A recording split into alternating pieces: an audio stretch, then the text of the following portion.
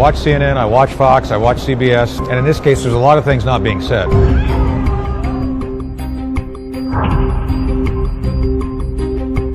It almost certainly is a recombination event that was laboratory driven.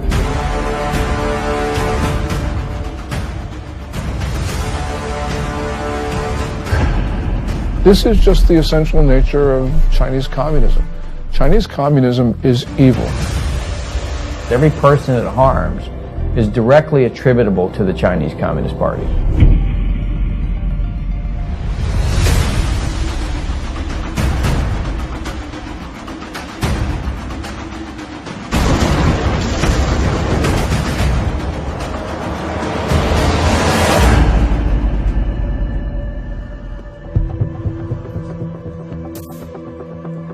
I began looking into the origin of the now widely known coronavirus in early February, with its timing amid the Hong Kong protests, the Taiwan elections, and the U.S.-China trade deal. My name is Joshua Phillip. I'm an investigative reporter at the Epoch Times in New York, writing about the Chinese Communist Party's programs of espionage and unconventional warfare for well over a decade.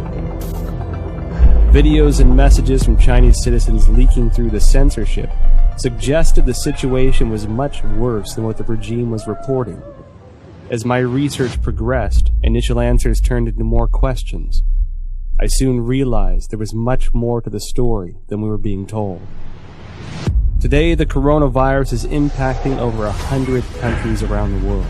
Billions of lives are at risk. And from what is said by the Chinese Communist Party, this allegedly started spontaneously in the seafood market in Wuhan, China.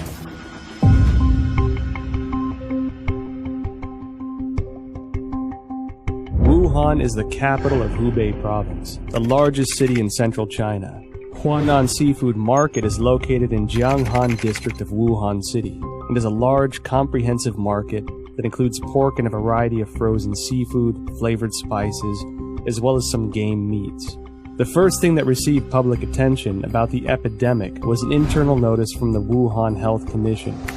There has been a continuous occurrence of pneumonia cases of unknown cause. The notice issued on December 30, 2019, clearly required all medical units to report similar cases of unknown pneumonia. The notice started spreading online, and on December 31, 2019, the Wuhan Health Commission issued a public notice for the first time, saying that some medical institutions found a link between the pneumonia cases and the Huanan seafood market. However, the notice pointed out that there was no evidence of obvious human-to-human transmission and no infection among medical personnel. On January 1, 2020, the Huanan Seafood Market posted a notice of closure. This was followed by a thorough cleanup of the market, which as an investigative reporter seemed rushed. Guan Yi, a well-known Hong Kong expert, echoed my concern that the move was like destroying a crime scene. Since then, Wuhan officials have repeatedly said that most cases of pneumonia in Wuhan have a history of exposure to the Huanan seafood market. On January 26, the Institute of Virology of China CDC announced that 33 of the 585 environmental samples from the Huanan seafood market were found to contain the novel coronavirus nucleic acid, and the virus was successfully isolated from the positive culture samples, suggesting that the virus originated from wild animals sold at the market. At this point, Huanan Seafood Market being the source of the epidemic became an official conclusion. A few days later, however, a report from the journal Science published online challenged that story. The report cited a paper in The Lancet, one of the world's top medical journals, and questioned whether Wuhan's novel coronavirus pneumonia could not have originated at the market. The paper, titled Clinical Features of Patients Infected with 2019 Novel Coronavirus in Wuhan, China, was published in The Lancet on January 24. The first author of the paper is Huang Xiaolin, Deputy Director of Jinyintan Hospital, the first designated hospital for treatment of unknown pneumonia in Wuhan. Why would this come as a challenge to the official narrative? I think this journal article is very important. It reveals a lot of important information. For example, this paper talks about the first patient onset was actually on December 1st. This patient is not related to Huanan Seafood Market. and also no epidemiological association was found between the first patient and subsequent patient. And then also on this paper, I talk about on December 10th, there were 3 more onset cases, 2 of which were not related to Huanan Seafood Market wholesale. Major discovery is that a total of 41 patients were counted in this paper, and 14 of them proved to be unrelated to the seafood market, accounting for more than 1/3. No one sells bed at the seafood market too, and the official from CDC didn't mention they find any beds in the seafood market too. Certainly the Lancet paper showing that supposed patient 0 was nowhere near the market.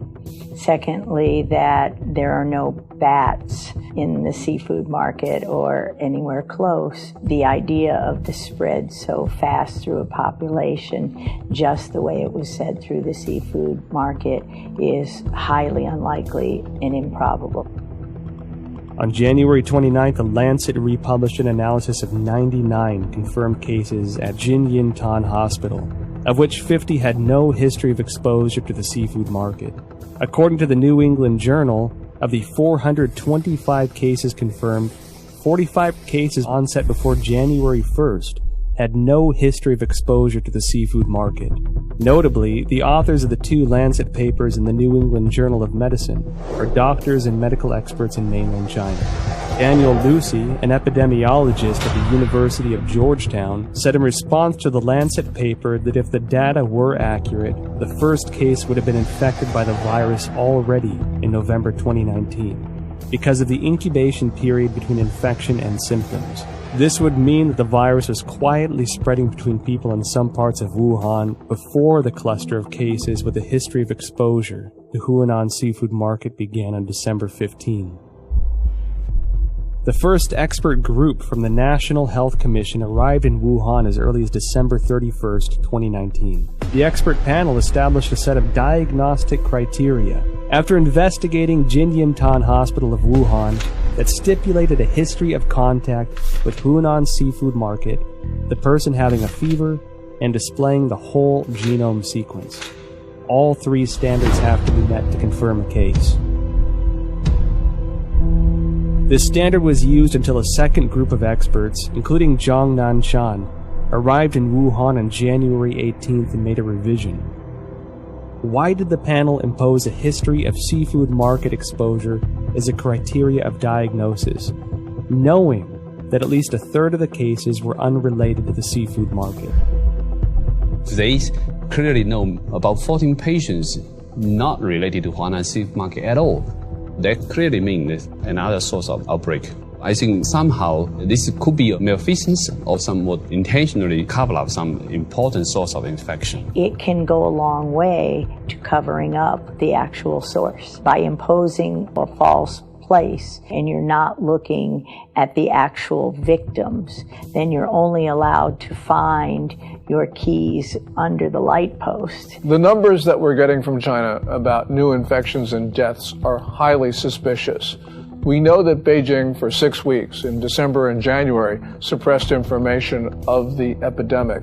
And then when they officially acknowledged it on January 20, they then started a campaign of suppression of information. We know that because the central leading group that was announced on January 26 has a 9-person roster, and it's very heavy with propaganda officials. Indeed, the vice chairman of the group is the Communist Party's propaganda czar. It appears that the party's main goal here is suppression of information, controlling the narrative. That's more important to them than actually ending the epidemic. I was in China when SARS happened, and we were evacuated, and it was exact same thing. There was no transparency. They tried as long as they could to cover it up until finally it was just like with the coronavirus, they could no longer cover it up, and then they proceeded to act. I mean, I think from my perception back then, their response to it is exactly the same.